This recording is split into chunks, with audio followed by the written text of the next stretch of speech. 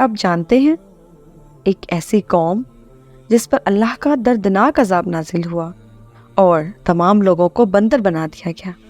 آخر اس قوم کا ایسا کون سا گناہ تھا جس کی وجہ سے اللہ تبارک و تعالیٰ نے ان پر اس عذاب کو نازل فرمایا؟ کیا یہ لوگ بندر بننے کے بعد ہمیشہ کے لیے زندہ رہے یا اس دنیا سے وفات پا چکے؟ فرعون کو کس قدر دردناک موت آئی؟ اور کیا اس وقت موجود دنیا میں بندر اسی قوم کی نسل سے ہیں؟ آئیے ان سب سوالات کا جواب جاننے کے لیے چلتے ہیں آج کی ویڈیو کی طرف۔ معزز سامعین، انسانوں کے بندر بننے کی ابتدا حضرت داؤد علیہ السلام کے دور سے ہوئی تھی۔ اس واقعے کا پس منظر کچھ اس طرح ہے۔ حضرت داؤد علیہ السلام اور ان کی قوم سمندر کے کنارے رہتی تھی اور ان کی تعداد 70,000 کے قریب تھی۔ یہ قوم بہت خوشحال اور اللہ تبارک و تعالیٰ کی بڑی فرما بردار قوم تھی۔ اس کو اللہ تعالیٰ نے اپنی بے شمار نعمتوں سے نواز رکھا تھا اور ہر طرف سرسبز شاداب باغات اور ہریالی ہی ہریالی تھی۔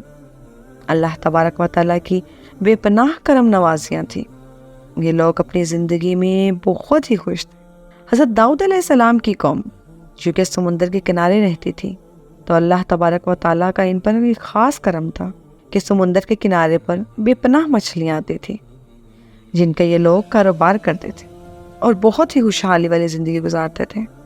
جب یہ قوم اللہ تبارک و تعالیٰ کی نعمتوں کی وجہ سے خوشحال ہو گئی تو اللہ تعالیٰ نے ان کو ایک نصیحت فرمائی کہ اے میری قوم، ہفتے والے دن مچھلی کا شکار کرنا بند کر دیں۔ لیکن یہ قوم نافرمانی پر اتر آئی اور طرح طرح کے گناہوں کے اندر مبتلا ہونے لگے۔ اب چونکہ ہفتے والے دن اللہ تبارک و تعالیٰ نے حکم نازل فرما دیا کہ مچھلیوں کا شکار تم پر حرام ہے، تو ہونا کیا تھا؟ اسی دن سے اس قوم کی بربادی شروع ہو گئی۔ حضرت داؤد علیہ السلام نے اپنی قوم کو بتایا کہ اللہ تعالیٰ نے ہفتے والے دن مچھلیوں کا شکار کو حرام قرار دے دیا ہے، تو وہ لوگ بہت ہی زیادہ پریشان ہو گئے۔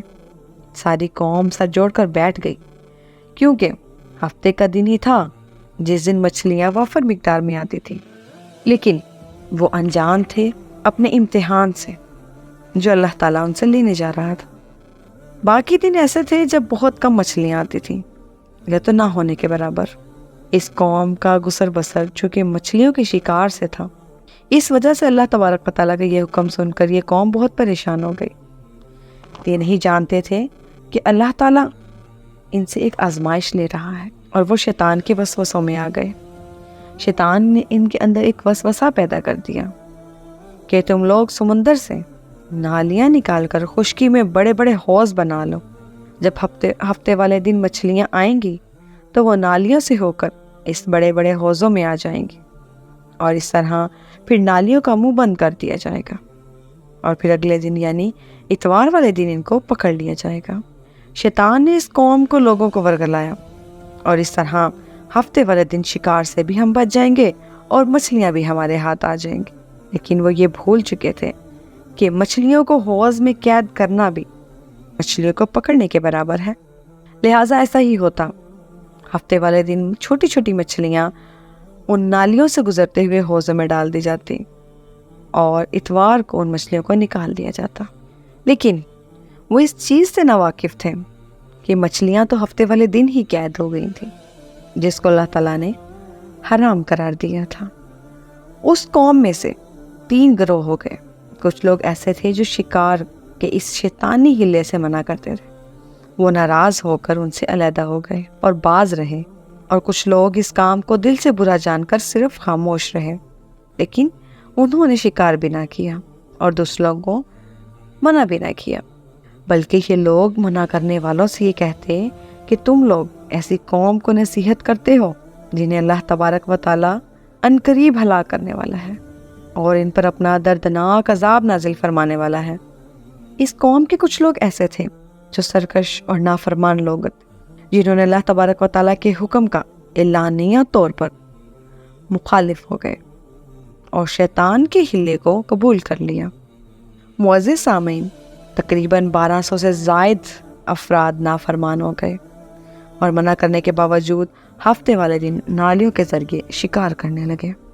اللہ تبارک و تعالیٰ کے عذاب سے وہ نہ ڈرے اور اللہ اس نافرمانی سے انہیں باز آنے کی توفیق بھی نہ دیتا۔ چنانچہ وہ لوگ جو ان کو برا مانتے تھے انہوں نے اپنے اور نافرمانیوں کے درمیان میں ایک دیوار کھڑی کر دی، جس سے ایک طرف وہ 1200 نافرمان تھے اور دوسری طرف وہ لوگ جو شکار سے باز رہے۔ حضرت داؤد علیہ السلام نے اپنی اس قوم کی نافرمانیوں کو بار بار سمجھایا، لیکن یہ لوگ اس نافرمانی سے باز نہ آئے اور اس طرح اللہ تبارک و تعالیٰ کی نافرمانی کرتے رہے اور شکار کرتے رہے۔ پھر ایک دن حضرت داؤد علیہ السلام نے غضبناک شکار کرنے والوں پر لعنت فرما دی، اور اس کا اثر ایسا ہوا کہ ان کی پوری بستی پر سناٹا چھا گیا، کوئی بھی باہر نہ نکلا۔ وہ دوسرے عوام جو کہ اللہ کی فرما بردار تھی انہوں نے دیکھا کہ آخر تمام لوگ کہاں غائب ہیں، کیا معاملہ پیش آیا۔ جب دیوار کے اس پار دیکھا تو سب کے سب بندر کی صورت میں آ چکے تھے۔ اللہ تبارک و تعالیٰ نے ان کی نافرمانیوں کی وجہ سے ان پر اپنا عذاب نازل فرمایا اور ان کو انسانوں سے بندر بنا دیا۔ جب لوگ ان مجرموں کا دروازہ کھول کے ان کے گھر میں داخل ہوئے تو وہ بندر اپنے رشتہ داروں کو پہچانتے تھے اور ان کے پاس آ کر ان کے کپڑوں کو سونگتے تھے اور زاروں کی تار روتے تھے، لیکن وہ کچھ بھی نہ بول سکتے تھے۔ اللہ تبارک و تعالیٰ ان نافرمان بندروں کو اس عذاب سے بری سمان نہ کیا اور وہ 12,000 لوگ 3 دن کے بعد اللہ کو پیارے ہو گئے۔ سورۃ بقرہ میں ارشاد ہے، بے شک تمہیں ضرور معلوم ہے کہ تم میں وہ جنہوں نے ہفتے میں سرکشی کی تو ہم نے ان سے فرمایا کہ جاؤ بندر ہو جاؤ۔ اس طرح حضرت داؤد علیہ السلام کی قوم کے 12,000 نافرمان بندر بن گئے اور 3 دن زندہ رہتے کے بعد اس دنیا فانی سے چلے گئے۔ اس دوران وہ نہ کچھ کھا سکتے تھے نہ پی سکتے تھے، بلکہ یوں ہی بھوکے پیاسے سب کے سب ہلاک ہو گئے۔ اور وہ جو لوگ ان نافرمانیوں کو اللہ تبارک و تعالیٰ کے حکم کی سرکشی کرنے سے روکتے تھے، اللہ تعالیٰ نے ان کو اس عذاب سے سلامت رکھا۔ معزز سامعین، اب بات کرتے ہیں آج کے دور کے بندروں کی۔ کیا کوئی بندر اس نسل سے بھی موجود ہے؟ آج کے دور میں پائے جانے والی نسل ہرگز ان بندروں میں سے نہیں۔ اس کے متعلق روایت میں آتا ہے، حضرت عبداللہ بن مسعود رضی اللہ تعالیٰ عنہ سے روایت ہے کہ حضور اکرم صلی اللہ علیہ وآلہ وسلم سے کسی نے سوال کیا کہ کیا آج کے بندروں میں وہ بندر موجود ہیں جو حضرت داؤد علیہ السلام کی قوم سے ہیں؟ تو حضور اکرم صلی اللہ علیہ وآلہ وسلم نے ارشاد فرمایا کہ اللہ تبارک و تعالیٰ جس قوم پر عذاب بھیجتا ہے یا جن کی شکلوں کو بدل دیتا ہے تو یہ عذاب انہی پر ہوتا ہے جن پر وہ عذاب نازل ہوا ہے۔ اس کے بعد اللہ تبارک و تعالیٰ ان لوگوں کو ہلاک کر دیتا ہے اور ان کی آگے نسل نہیں بڑھتی۔ اس لیے یہ بات غلط ہے کہ کچھ لوگ یہ سوچتے ہیں کہ آج کے بندروں میں بھی حضرت داؤد علیہ السلام کی قوم کے 15 بندر ہیں۔ ایسا کچھ بھی نہیں ہے۔ وہ لوگ صرف اور صرف 3 دن زندہ رہے اور اس کے بعد سب کے سب ہلاک ہو گئے۔ اللہ تبارک و تعالیٰ نے اس قوم کے نافرمانوں کو سفر ہستی سے مٹا دیا۔ اللہ تعالیٰ ہمیں ہمارے ایمان پر قائم رہنے کی توفیق عطا فرمائے اور اس طرح کی نافرمانی سے بچنے کی توفیق عطا فرمائے۔ آمین ثم آمین۔ امید کرتی ہوں آج کی ویڈیو آپ کو پسند آئی ہوگی۔